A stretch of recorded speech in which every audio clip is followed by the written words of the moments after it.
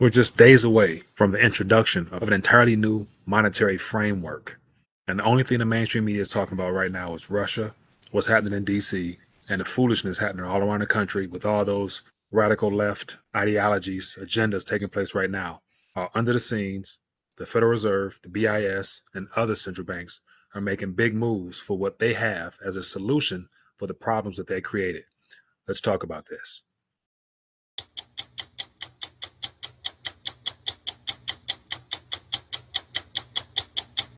All right, so I want to take a quick minute, share some thoughts. Just scanning through the news, trying to dig deep and find out what's really happening outside of what we're being told or encouraged to pay attention to.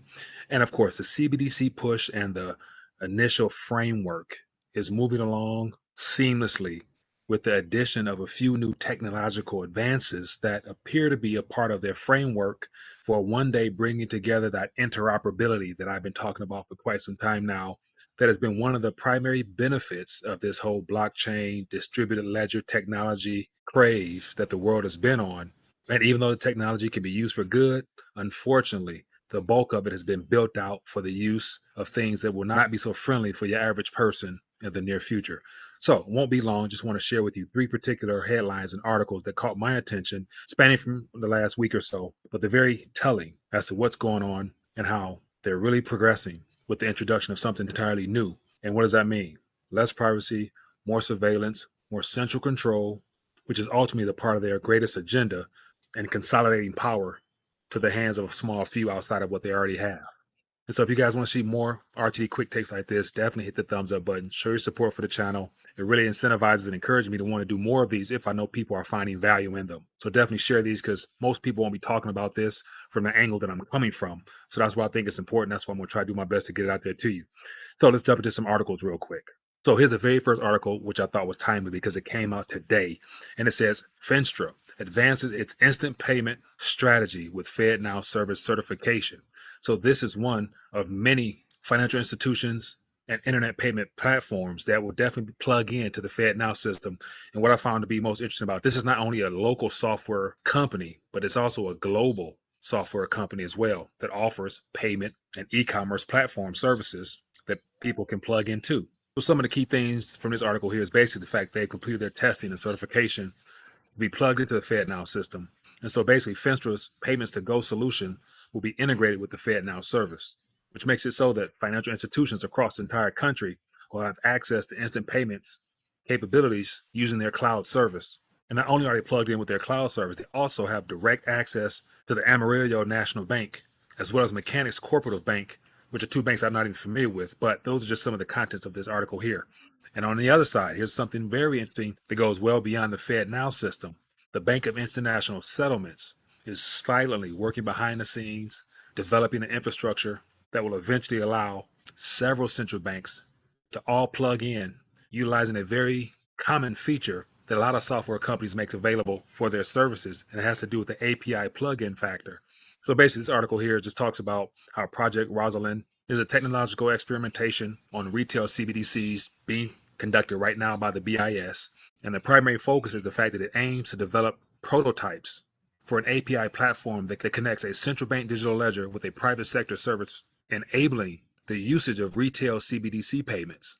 And so as of right now, the project is being worked out in two different phases, of which the first phase is designing and building of the API platform itself. And they're also trying to explore different use cases on how to build out the ecosystem. And then during phase two, they're going to attempt to plug in a variety of different groups that will be formed to provide their perspectives to test the API services when it comes to plugging in the different central banks.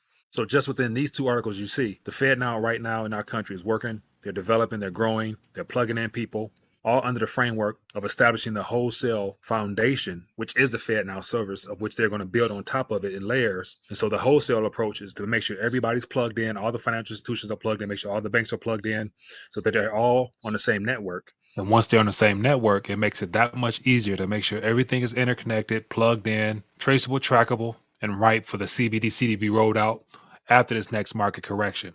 But lastly here, this sums it up right here. Central banks successfully test over 30 CBDC use cases, including offline payments. So as you also see here, it says an API layer could facilitate a wide range of central bank digital currencies and payment scenarios, a Bank of International Settlement and Bank of England experiment has shown.